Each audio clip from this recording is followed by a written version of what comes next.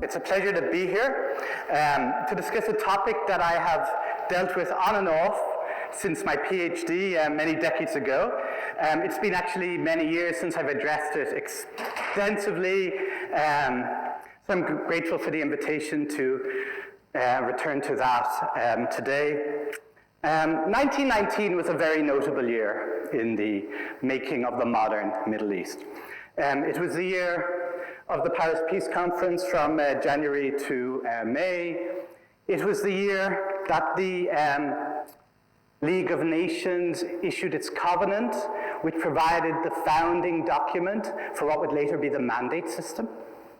The preferred or chosen system of government in Syria, Lebanon, Palestine, Jordan, and Iraq over the interwar period.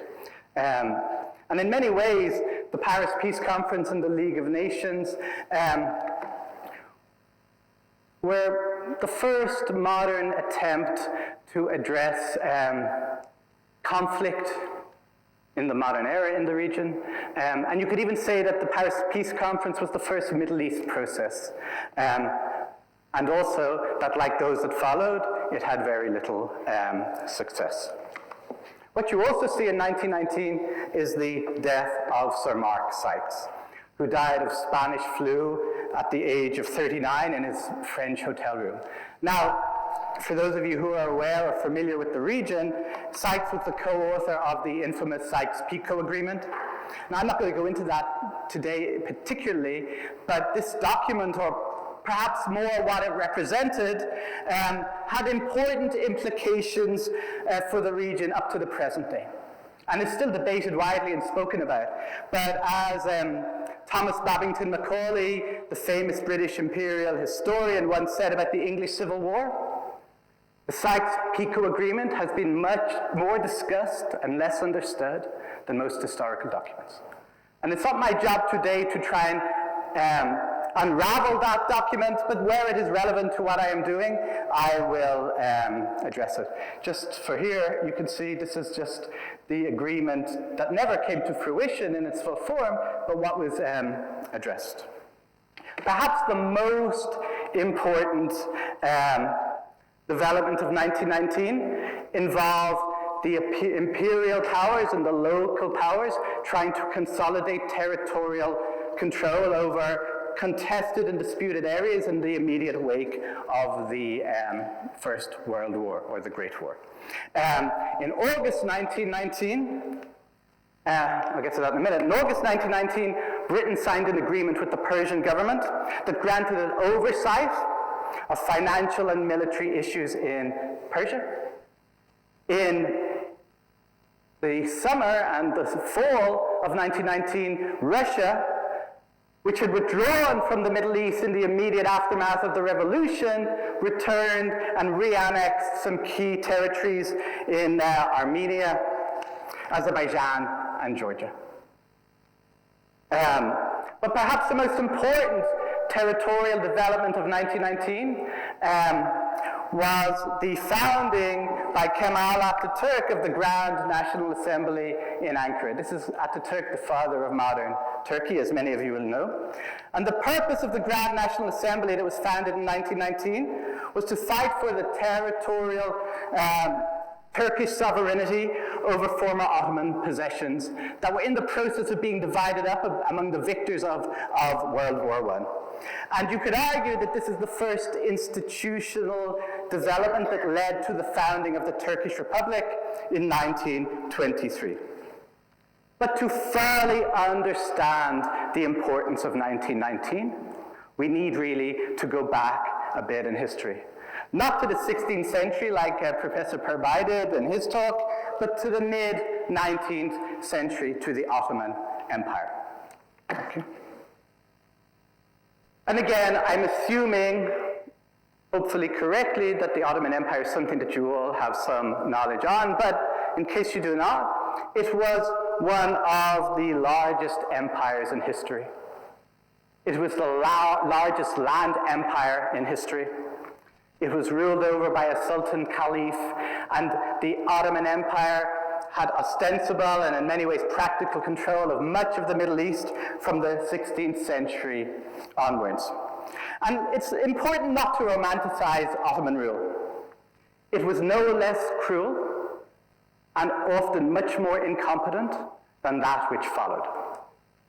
On the other hand, that which followed the collapse of the Ottoman Empire was a succession of ill-conceived and reckless interventions by the two remaining European powers, France and Britain. Now, I work a lot on external intervention theory in the contemporary era. Why do actors intervene? Out of a sense of interest, a sense of commitment? And when they do intervene, what is the estimated probability of success? Are you likely to intervene if you think the chances of achieving your objectives are low? And I don't want to impose that conceptual framework on this, but I think three key questions to consider when we're thinking about the events that led up to the post-war settlement are: what were Europe's interests and ambitions in the 19th century and early 20th century Ottoman territories? Not only Britain and France, but Austria-Hungary, Prussia, and then Germany, and Russia. What were their interests and ambitions? Secondly, how did the Ottoman Empire get entangled in European power politics? And thirdly, how was Europe able to intervene so effectively, and or was it actually an effective intervention? In other words, in terms of external intervention theory, was the estimated probability of success of achieving their objectives high, and did they live up to them? I think in the time we have, there are three worthy issues. Now, again, forgive me if this is something you've addressed before, but some of you may not have dealt with it. European powers had long vied with each other for influence across the Ottoman Empire and the wider Middle East and North Africa. And I would argue that the drivers of external intervention in this region over this period of time, up until what we're dealing with, were prestige and prestige and status, self-interest, and ideology. And obviously, we see this very clearly in the rising involvement and intervention of the British Empire from the second half of the 19th century onwards. And the intervention was in part a direct consequence of the conquest and occupation of India in the middle of the century. And what's interesting is the linking of the Middle East to British strategic thinking, especially its intervention in Aden in Egypt, but also to a certain extent the Arabian Peninsula and the Persian Gulf. This linking of the Middle East to the British strategic thinking resulted in a tendency of local populations to frame all outside involvement in the region in terms of the British experience. And what do I mean by that? Well, in the 1890s, I'll show you an example. You have a quote here from an Egyptian trader's diary, and this is what he said. I met with 7 Englishmen today, 3 from America, 3 from Germany, and 1 from Japan. Okay? This tendency to perceive all outside intervention in British terms was quite significant. And it's interesting because such perceptions continued long after they were either British relevance or influence merited it, I would argue. In particular in countries in the MENA region that we are looking at.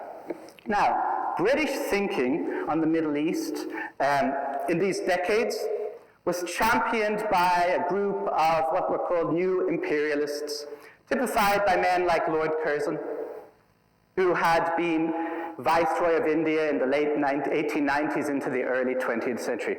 But Curzon is of interest here because he was appointed British Foreign Secretary in 1919, the year we're thinking primarily in terms of today. And his post lasted, I think, until 1924. And so, arguably, Lord Curzon was the most important policy actor in the Middle East in the period we are dealing with, in the immediate post-war period. Now, it is fair to say that his attitude to the region was driven by prestige and status, was driven by strategic and national British interests and priorities. And for him, like many others of his kind, control of the Middle East was necessary to protect the crown jewel of empire, as many of you know, which was India. And this is intricately linked to British standing and influence. As Curzon once famously said, "As long as we rule India, we are the greatest power in the world. If we lose it, we shall drop straight away to a third-rate power." Now, my example of this thinking is more micro, more smaller scale. This thinking in terms of British intervention and control in the region in terms of self-interest. And I found this in the British National Archives many years ago, and I've always had a fondness for this quote. It's a telegram from a British mid-level official somewhere in the Arab world writing back to Whitehall, the Foreign Office in Whitehall. And this is what he wrote. "Please do not think that I am pro-Arab or anti-Jew. I think each as loathsome as the other. There is only one people that exist that I am thoroughly pro, and that is pro-British." Okay? And that basically on the macro scale about self-interest in strategic terms, and then the micro scale about promoting British interests is a very important driver, and an understandable one in that sense. Now, this was partly born out of the belief that the Englishman, and someone mentioned this in a talk I was at yesterday, I think, that the Englishman was best equipped to provide, what indigenous populations needed. A variation on the white man's burden that is often quoted. Rita Bullard, who is a senior official in the Persian Raj, which is what British officials called Persia, put it very clearly. "Without Western powers," Bullard argued, "the locals would be left with a choice, anarchy and despotism, and we are here to prevent both." Okay? But it was more than just this, it is more than just this idea of preventing anarchy and despotism. What you also see is a deeply held and ingrained moral and cultural belief that the British in particular, have a right to be in this region. Not just a duty to help the indigenous populations, but a right. And that's true whether it's at the expense of the Catholic kings of Spain in the 17th century in the Mediterranean, or of the Orthodox czars of Russia later on, or of the Muslim populations even later. And Curzon again encapsulated this when addressing Russian attempts to intervene in the region in the early 20th century. And just look at the justification for British dominance. It can only be, this is Russian ambitions. Russian ambitions can only be prosecuted in the teeth of international morality, in defiance of civilized opinion, and with the ultimate certainty of war, with this country that would ring from pole to pole. All of those points are debatable, but it shows a certain mindset. Now, as Ottomans became increasingly entangled in European power politics from the mid-19th century onwards, what you see is a dual process here. One, the more they engaged with Europe, the more reliant on Europe they became, in particular for reforms and institutional development that they felt was needed to consolidate the rule of the wider empire. And two, at the same time, the more they engaged with Europe, the more distrustful they became, and with good reason. Because these two dynamics played out in a range of treaties and agreements between the European powers and the Ottoman empires across the entire second half of the 19th century. The London Convention of 1840, the Treaty of Paris of 1856, the Congress of Berlin in 1878. The first, and I'll go briefly, but you'll get a sense of the evolving engagement. The first, the London Convention between Britain, Austria, Prussia, and Russia, agreed to provide the Ottomans with help to deal with the problems they faced in Egypt. And between them, and between the European powers, they agreed to not to act in the economic or political sphere in the Ottoman Empire unilaterally or autonomously without agreement between each other, known as the Self-Denying Ordinance. Then in 1856, you have a development, the Treaty of Paris. Britain, Russia, Austria, Prussia, Sardinia, and France agreed between themselves the principle of maintaining the integrity of the Ottoman Empire and non-interference in Ottoman affairs. Okay? And then in the Congress of Berlin in 1878, you see an abandonment of the principle of non-interference, in which all of these European powers now stake their claims to Ottoman territories.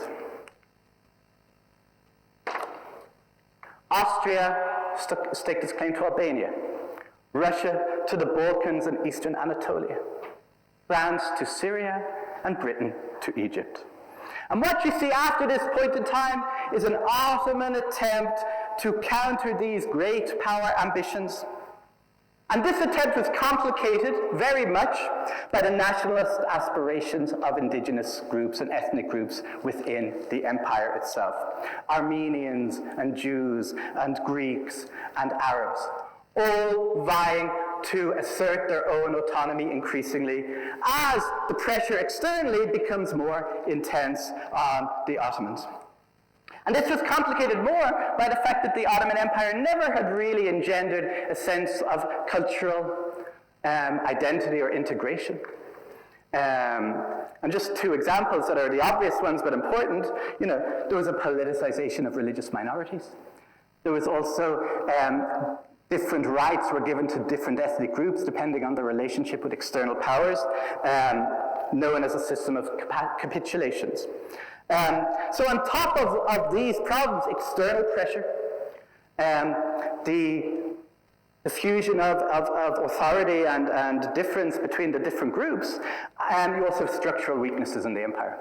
It was too big, it lacked institutions, and it lacked revenue streams to function in a hugely coherent way. And by the eve of First World War, you have all these different factors coming together and being manipulated increasingly by the external actors, or certainly leveraged by the external actors for their own interests.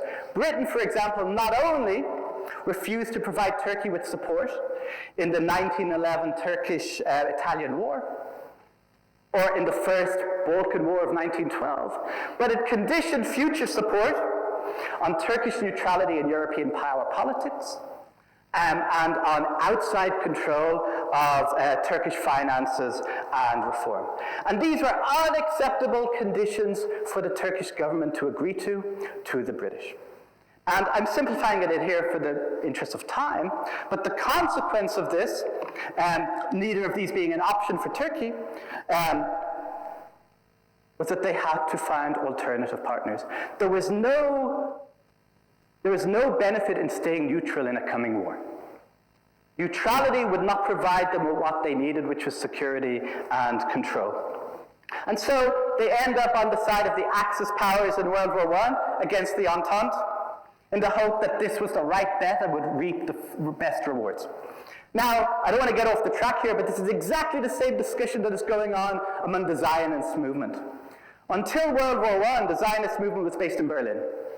And it ruptured in 1912, 13, and 14 over who they should back in a future war. Half of the leadership decided that the best way to achieve Zionist aspirations in Palestine was to go with the Germans. And many of the Zionist leaders, for that reason, enrolled in the German military. Another group, mainly Russian, decided that the future interest of the Zionist movement lay with the British. And so they set up a sort of counter-leadership in London. Menachem Chaim Weizmann, the first president of Israel in particular, but a much larger group. And this schism in the Zionist movement between those who bet on Germany and those who bet in Britain had profound implications going forward. And not only in the context of the Zionist movement, but in the context between the Zionist movement and the Ottomans, one made the right choice and one made the wrong one. Now, the defeat of Germany meant the defeat of the Ottomans and the collapse of the Ottoman Empire. This much we all know. And what followed, the 2 decades that followed, between 1919 and 1939, were famously described by Elizabeth Monroe, the head of the British Information Office during World War II, so George Orwell's boss, if you want to put it that way. What she described was these decades between 1919 and 1939 was Britain's moment in the Middle East. I mean, a famous book, worth reading as a background source for sure. And what you see is the British dominated this period for very many different reasons that I will look at now.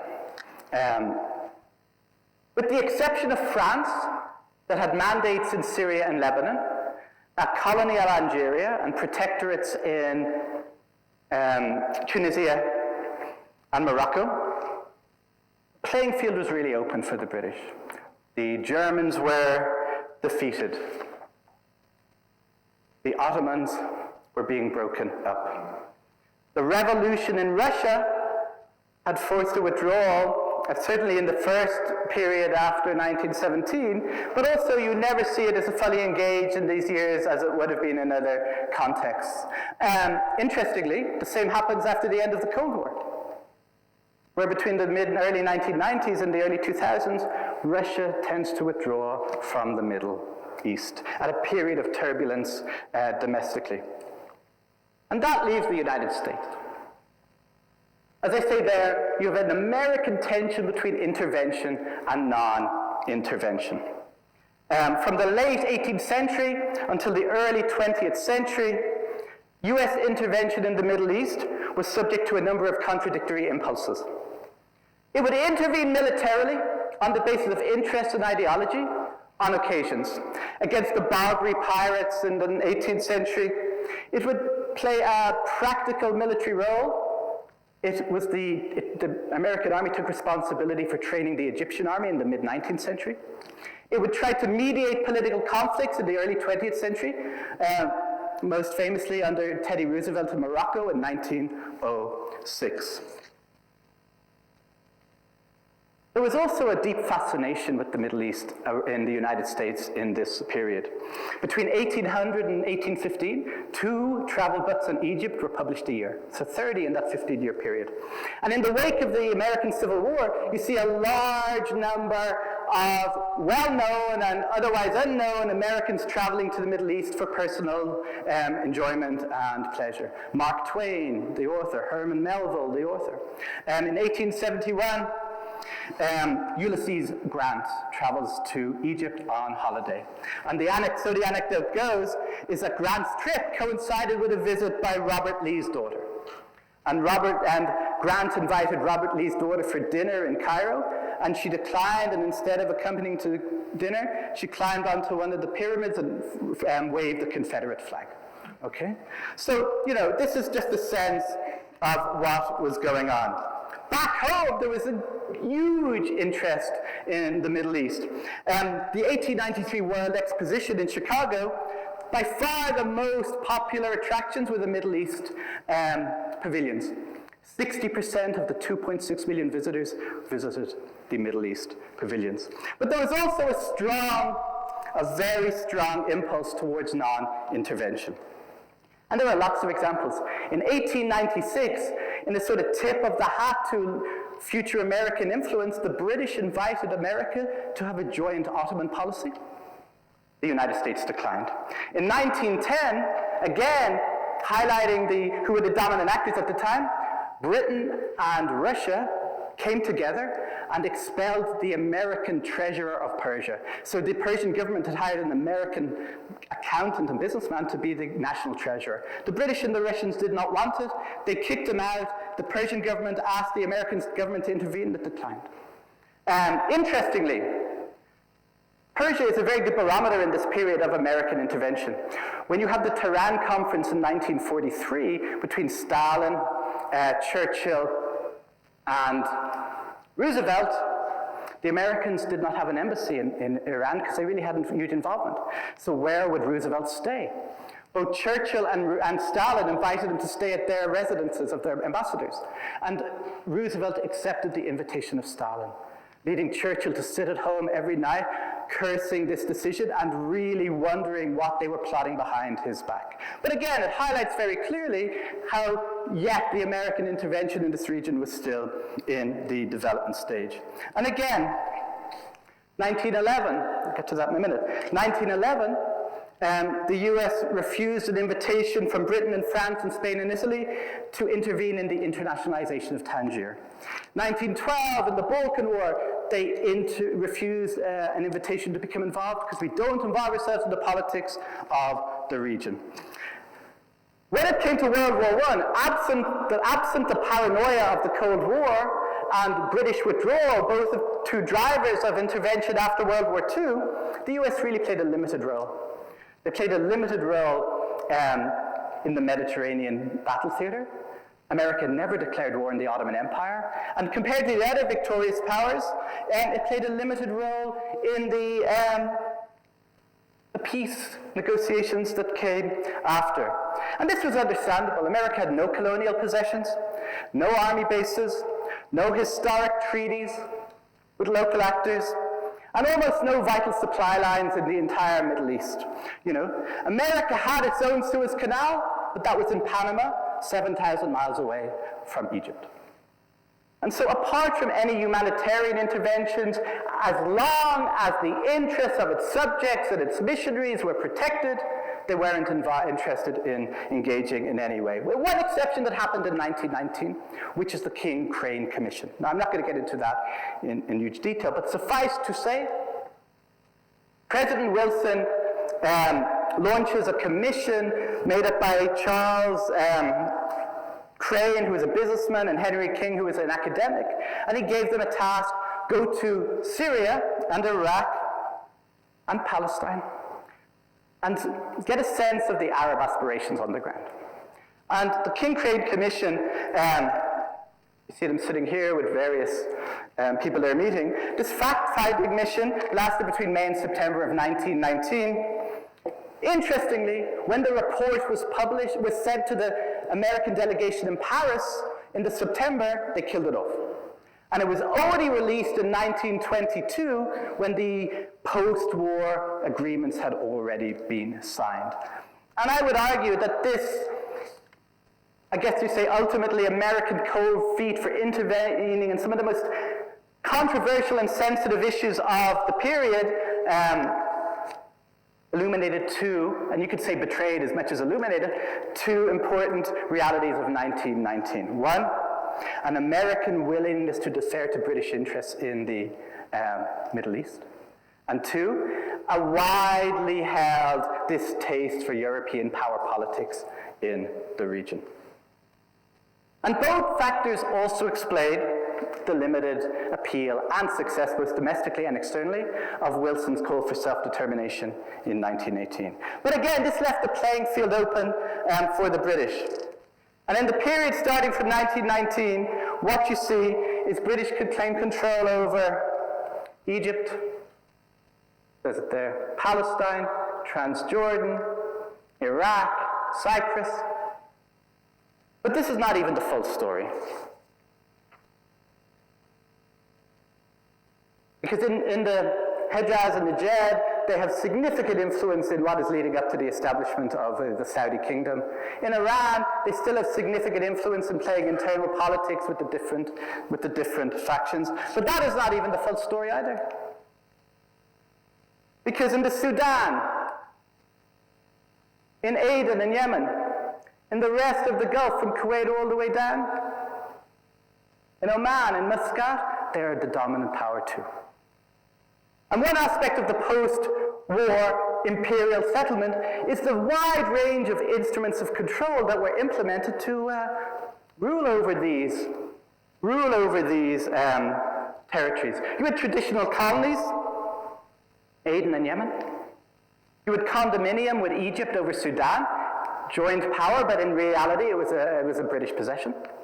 You had treaties with the Gulf states, Kuwait, Qatar, and you had informal rule in places like Muscat and Oman.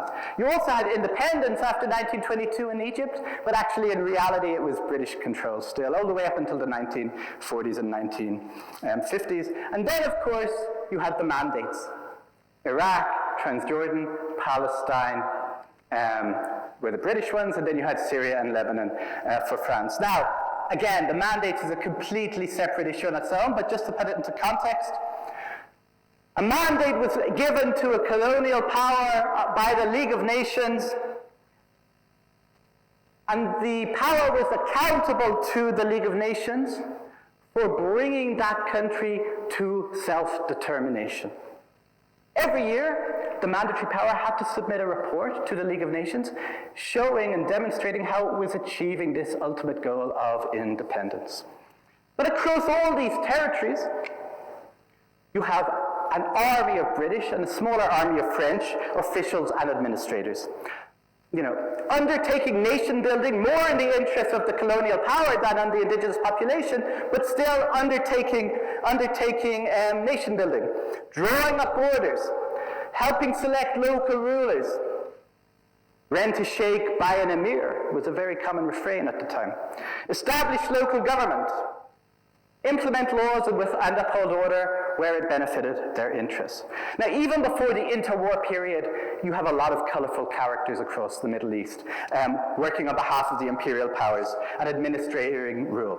One of the interesting ones was Sir Evelyn Baring, also known as Lord Cromer, a scion of the Baring banking family, who arrived in Cairo in 1883 and left Cairo in 1907. He was consul general in Egypt. Now, he was an unpleasant character by all accounts. In his early days as a colonial administrator in India, Evelyn Baring's nickname was Overbearing. Okay? Not a popular guy. And what's interesting in terms of how popular he was after 24 years in Egypt, when he gave his final goodbye talk to the Egyptian public in a big square in Cairo in 1907, 3 people turned up. Okay? Which is about the amount I thought would be here today, so what can you do? But after 1919, the sheer scale of the imperial possessions, I guess you could say, introduced a whole new cast of characters to the Middle East. And one of the real enjoyments of working on this is going to archives and learning about these individuals and their thoughts and their actions. Though it's hard to generalize, these men and women, shared a number of characteristics. They tended to be ambitious, overeducated, eccentric and arrogant, with a proclivity for self-promotion, and often very few options at home. I know what you're thinking, it sounds a bit like the GUQ faculty. But leaving that aside, what you have is some very interesting personal stories, right? One is Harry St. John Bridger Philby, a key player in the birth of Saudi Arabia, the father of the famous spy Kim Philby. When he converted to Islam in Mecca, King Abdullah of Transjordan, the father of King Hussein, he despised Philby. And he reputedly commented on hearing that Philby had converted to Islam, Islam has gained little, Christianity has lost even less. My own personal favorite is Sir Ronald Storrs, Oriental Secretary in the Arab Bureau in Cairo during the war, the first British military governor of Palestine in 1919, and then the civilian governor of Palestine until 1926. An influential figure in the war and in the interwar era. And he typified, in my opinion, all the strengths and weaknesses of this class and this type. I worked on Storrs partly for my PhD, and I spent a lot of time in the archives of Pembroke College, Cambridge, where his private archives are. And one day I come across his diary, his handwritten private diary. And what it does is it basically shows Storrs in the most positive light possible, his role in Palestine, his role in Cyprus, where he was later governor, his role across Rhodesia, his role everywhere. And then a few weeks later, in a different box hidden away, I found another diary. Exactly the same issues are covered on exactly the same days, but this is the one that isn't for publication. And it is much more honest in terms of its limitations, in terms of its biases. It expresses a lot of opinions about the local populations in much more harsh terms than his official diary. So basically what Storrs had done, he spent his entire career writing a fake diary so that when he died it would be published and glorify him. But he didn't want to lose out on the other, so he kept this other one too. And it was very interesting to compare the two and to look at the differences as they went along. Now, one of the things I found in Storrs' possessions was, this is Ronald Storrs here, was a poem that he wrote while he was Oriental Secretary in the Arab Bureau during the war. And I want to read it to you because I want to talk about it. And this is how it goes. "Do you know the Arab Bureau?" asked Hogarth, and answered, "Clayton's stability, Syme's versatility, Cornwallis's practical and Dawney syntactical, Mackintosh havers and Fielding palavers, McCandle is easy and wordy, not breezy, Lawrence licentiate to dream and to dare, and yours very faithfully Bonner too fair." Okay? Now, the final line in English means, good at everything. But colloquially, it can always also mean a bit of a dog's body. Okay, just a factotum that runs around and picks up what needs to be done. And on one level, you have people like Stuart who hold themselves in the highest regard, being good at everything. They were at the center of British power in one of the most important regions in the world. But on another level, really, they were just dog's bodies, glorified filing clerks of the imperial endeavor. And they never really came to grips with this contradiction. I once thought about writing a book, starting with this poem and then telling the story of this class on the basis of the poem. But I chose not to because I'm already pretty unemployable, and that wouldn't have helped my chances going forward either. Now, the most well-known of these people is T. Lawrence of Arabia. There are about 70 English language biographies of Lawrence alone. And someone once called him very well, the supporting actor who stole the whole show. But there are lesser-known individuals like Stuart who are no less important. Hogarth, who's mentioned in the poem, was seconded from the archaeology department in Oxford in 1916 to Cairo, and with Lawrence, he basically let down and planned the Arab revolt against Turkey in 1916, even though he's quite unknown. Then you have Kinahan Cornwallis, the driving force behind the coronation of Faisal in Iraq. This is the coronation of Faisal in Iraq, and this is Cornwallis. He would then spend the entire 1920s trying to force or threaten or cajole local actors in Iraq to sign the Anglo-Iraq Treaty. After he gave up on that, he went back to the UK and he became the ambassador to Iraq in the early 1940s at the time of a German-supported Iraqi revolt. And then another person mentioned is Symes, chief officer later in Aden and then governor of Sudan. Then there's Gilbert Clayton. Here you see Clayton here with a Saudi soldier. Very mercurial individual. He was involved in the 1920s in Palestine, Jordan, Syria, Saudi Arabia, and Iraq, before dying in Baghdad in 1929. Now, he was the figure that Lawrence held in the highest regard. And Lawrence eloquently and admiringly, in his own peculiar way, paid a tribute to Clayton, which I think sums up the thinking of these individuals in terms of what they admired and what they did not. He was like water, or permeating oil, creeping silently and insistently through everything. It was not possible to say where Clayton was and was not. Okay, that was his obituary. Other notable figures that aren't mentioned in the poem but had a significant impact. Gertrude Bell, sitting here with Churchill and Lawrence of Arabia, who was a seminal figure before she died in establishing and helping administer the state of Iraq. But at the same time, the story isn't just about the imperial, I guess you could say, the imperial class. It's also about the indigenous actors. Because what you have going on from 1919 onwards is basically an engagement and a struggle between imperialism and rising nationalist aspirations on the ground. And there was no shortage of fascinating and impressive individuals on this side either. Now, they shared little in common with each other, except an unflinching and often ruthless determination to achieve national liberation and independence, as they conceived it. And they didn't always conceive it the same way. Turks and Iranians and Armenians and Jews and Arabs and Greeks. Now, the most well-known of these figures, and we look at some shortly, were warriors and revolutionaries and technocrats and ideologues who became visionaries and statesmen. And there was a whole cast of secondary figures.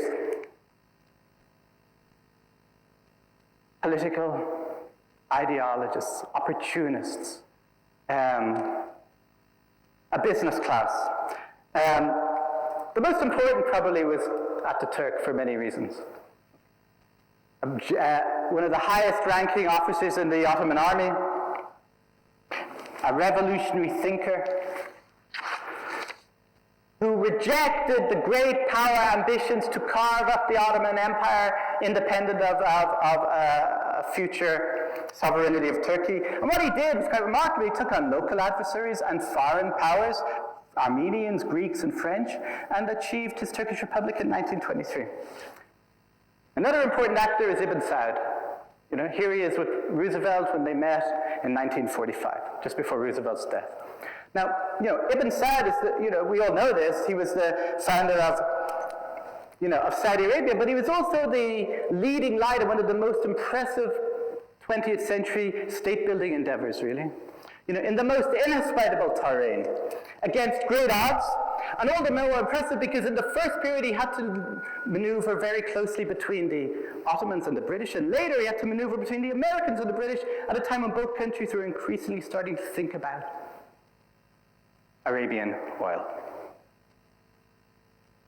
And then in the 1940s, you have Syria and Palestine and, well, Israel, I guess you could say, and Jordan gaining independence. In the 1950s, you have Egypt and Iraq.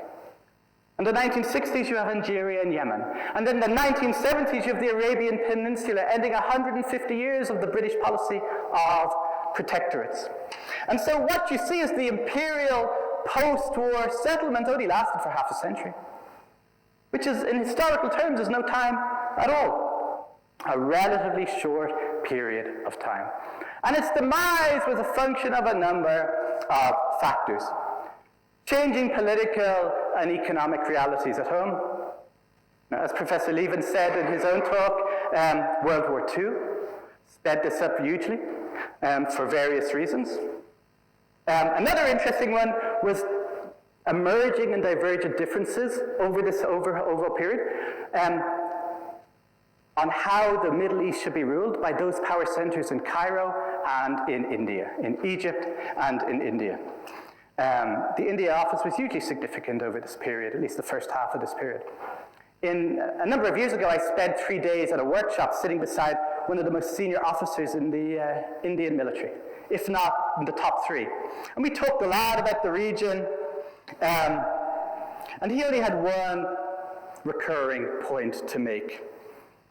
The Middle East was doomed the day it stopped being run from India, and the only way to get the Middle East back at its feet was to run it from India again. Okay? Which puts an interesting twist on the ideas, on conventional thinking on neo-colonialism. And this individual was a Sikh, extremely anglicized, very English in manner and dress, but he was determined and very clear on his views on what the ills of the Middle East were and how they could be solved. Another reason was the failure of colonial powers to create and maintain, actually, any positive relations between indigenous parties. And that's crucial to the state-building exercise if you're building it for yourself or building it for them, right? You've got to create an environment. It's a key prerequisite of nation building. And the failure to do this led to many imperial humiliations across the region at the end of this 50 years and during it. And arguably nowhere more important than the country I work on most, which is Palestine. That's what I did my PhD on. Palestine in the 1940s. You know, there's a huge literature on this, and I'm not going to get into it. And it goes from the time of the Balfour Declaration, it goes before that, but it goes, in terms of what we're thinking, the Balfour Declaration in 1917, that's Lord Balfour. Interesting, or maybe not interesting, but I found it interesting. Little factoid, the Balfour's house in Mayfair is now the residence of the Qatari ambassador in London. And a fine place it is, too. So from the time of the Balfour Declaration in 1917 until the British departure in 1948, and I won't get into details here, you see the British struggling to bring all these different challenges together. Now, 1919 itself was not an obviously important year for Palestine. 1917 saw the Balfour Declaration. It saw the British conquest of Jerusalem. 1918 saw the British conquest of the entire territory of Palestine. 1920, not 1919, 1920, Britain was placed under a Palestine Mandate. 1921, Hajj Amin al-Husseini, the Mufti of Jerusalem, took over control, and you have the first Palestinian Arab delegation going to Britain to set out their demands and their claims. And in 1922, you have the League of Nations officially approving the British mandate, and it's starting. So 1919 wasn't officially that important a year, but it was hugely important in one way. One thing happened in 1919 that that was an omen for things to come. The complete failure of the British, the Arabs, and the Jews to agree to any shared positions on Palestine at the Paris peace talks. In other words, the idea that this failure to cooperate was a shock to all involved 20, 40, 50 years down the line is completely untrue. They couldn't agree on anything even in the first 5 minutes that they met. And so Britain never was able to consistently meet Jewish expectations or agree to Arab requests, or to achieve its own goals within Palestine, within the region, or globally. And what this led to was bitterness, confusion, anger, and resentment, and it culminated into intercommunal war. And both communities, the Arabs in the 30s and then the Jews in the 40s, fighting fully against the British. Now, here you have the conquest of Jerusalem in 1918, and here you have the withdrawal in completely, shameful circumstances from a British perspective of the British from Haifa in 1948. Now, Sir Henry Gurney, who was the last head of the British administration in Palestine, who left with these guys in 1948, he kept a very interesting diary, and he summed this up very clearly. Stretched to breaking point, he recalled, politicians and policymakers in London either offered an impossible policy or fluctuations, hesitations, or no policy at all. Far from knowing how to rule, they actually had no answers to anything. And when it all ended, it ended with a whimper. One of the most eloquent observers of this period, and I'll quote him now, this is what he said about the end of the British in Palestine. There was no ceremonial lowering and raising of flags in May 1948. No bands playing national anthems. No dignitaries exchanging salutes. No bemedaled representatives of the British royal family present. Palestine, a political unit unknown before the British arrived, was simply evacuated, and upon evacuation, dissolved. And that is one of the greatest imperial humiliations of this time that began in 1919. And the long-term consequences of this are with us on a daily basis in the news and so on. Now, other British departures from the region range from, controlled and mildly consensual like Jordan to bitter and conflicted like Iraq. But the end of empire, from a historical perspective, and also has a share of historical anecdotes and ironies too. One example, which I think is quite, sums up a lot of what this represented, was at the same time as the British Labour government in London and the UK was nationalising its economy, including the British energy, in particular coal sector, it threatened Iran with war if it decided to nationalise its own energy industry. Which is quite ironic on one level. Inexplicable, but quite ironic. And then after the British announced it was departing from the Gulf in 1968 and would leave entirely by 1970-71, Bahrain, the rulers of Bahrain and Dubai, Abu Dhabi and Qatar, all lamented the decision and tried to convince the British to stay. They even offered to meet the cost of the British soldiers left behind if they would leave them behind. The British government, the Labour government at the time, rejected this indignantly and declared that the British government was not in the white slaver business. Just quite a turn on events. In response, Bahrain's ruler said that what Britain needed was another Churchill who understood the imperial mission. A sentiment that was not even widely shared in socialist Britain at the time. And so by the 1970s in the Gulf at least, the two exceptions that were Kuwait and Saudi, who were happy for the British to go, but that was not the majority position. By the 1970s in the Gulf at least, things had come a full circle. It was no longer, as I said before, buy a sheikh and rent an emir. It was increasingly buy a battleship and rent a battalion. And that goes up to the present day. What did Donald Trump say last week? that if the Saudis were willing to pay for American soldiers to go and protect its oil industry, then he would consider it. So what of the colonial legacy for the Middle East? I mean, European hegemony was brief, as I said, but it marked a significant rupture in the region's history. There was no single legacy of empire, and the consequences varied across the board. You know, I'm not here to go into detail on this. The ills of empire are well known. There are many still open sores. That's for sure. The artificial borders have been extremely durable over the decades, you know, reminding us again, you know, what Fred Halliday once said, that once a nation is created, it's very hard to destroy it. But there are more abstract consequences that we live with every day too. A lack of social cohesion, contested state system, a lack of legitimacy for leaders, distrust in new political systems. Which raises an important final question, and that is, you know, what was the real lasting impact of the Imperial Settlement and between 1919 and 1939? Was it the drawing up of borders? Or was it really not that at all, but the interaction between these countries and the local sovereign actors in the post-imperial era? At the same time, and this is important to note, cannot blame external actors for everything or even most things in the region. Not only is that factually incorrect, but it denies local actors autonomy, it denies local actors agency, and it's another form of, you know, patronizing and extending the white man's burden for share. You know, most countries in this region want to be responsible for their own actions, or at least should want to be responsible for their own actions and their own failures. External actors did not bring violence to this region. They didn't bring turmoil to this region. They didn't bring upheaval to this region. They brought their form of violence, turmoil, and upheaval. You know, but violence, turmoil, and upheaval have always been part of this region, like they're part of every region. They just shaped it in a different way.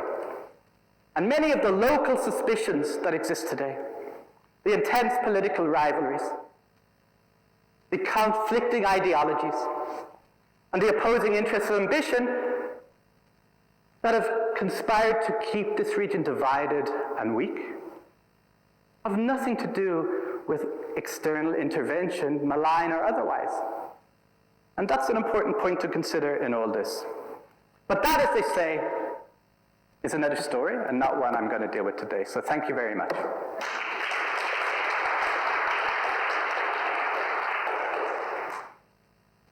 I don't know if anyone wants a question or not. Go ahead, Andrew. I was very amused by referring to the siege.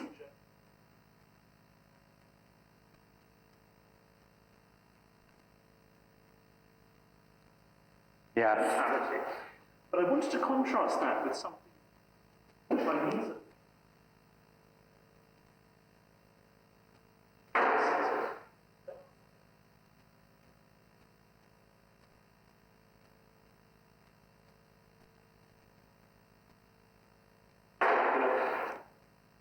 Are you tempted?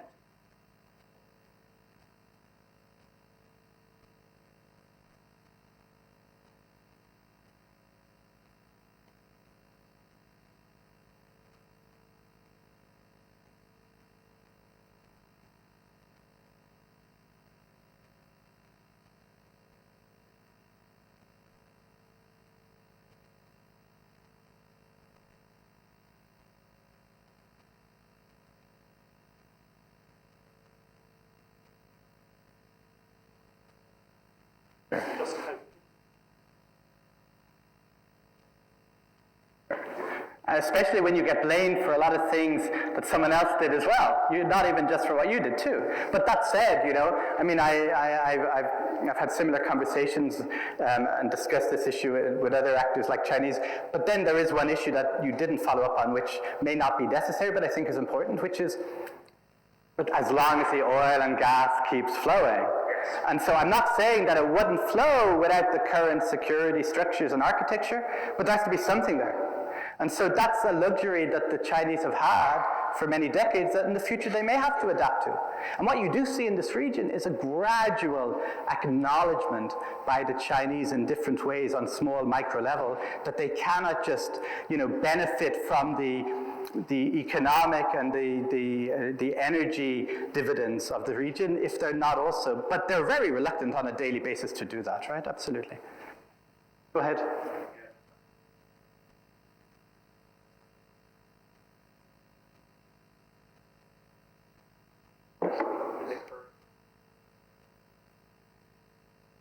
Yeah, I mean, look, I'm not an expert on the Kurdish situation, although one of my PhD students in London was the Kurdish ambassador based out of the Iraqi embassy, and I think that says it all, right?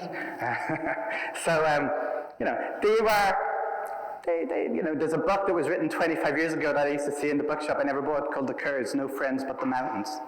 Okay? And that was the situation.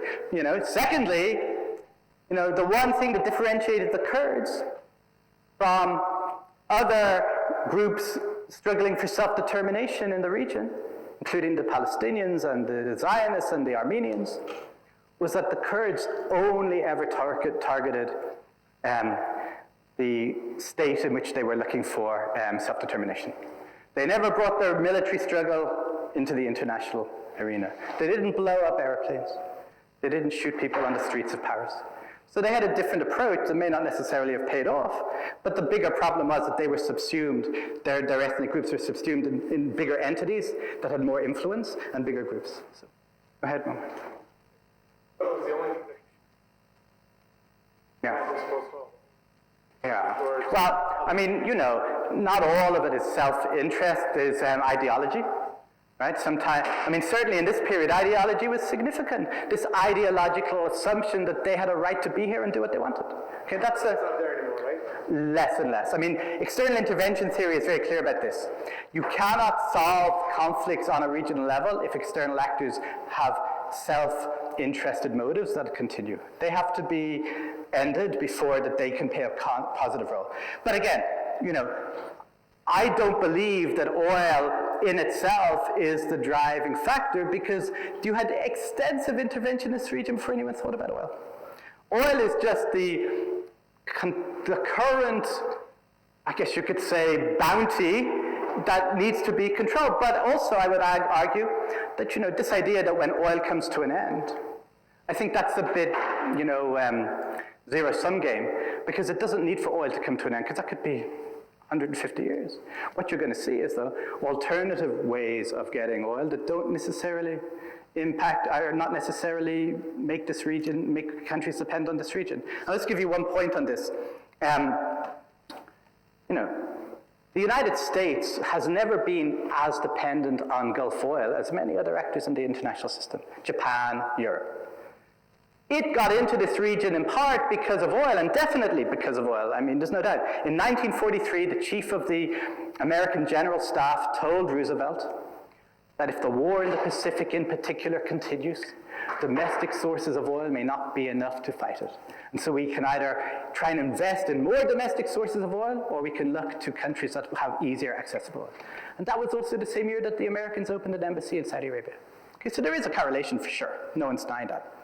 But the point was, for the United States in the 60s, 70s, 80s, the main driver of securitizing this region so that there could be free flow of oil at affordable prices was because Japan needed it, and Germany needed it, France needed it, and Britain needed it. No, because as the dominant actor in the system, you have to provide for the needs of your allies. And if you don't provide for the needs of your allies, why would they follow you? And if they don't follow you, then you have to use coercion to get them to fall in line. So you have to provide stability, security, and order for those to follow you. So the key issue isn't, is oil going to run out? The key issue is, at what point does the dominant actor in the system not need to be here to provide for the needs of its allies? And I don't know when that is.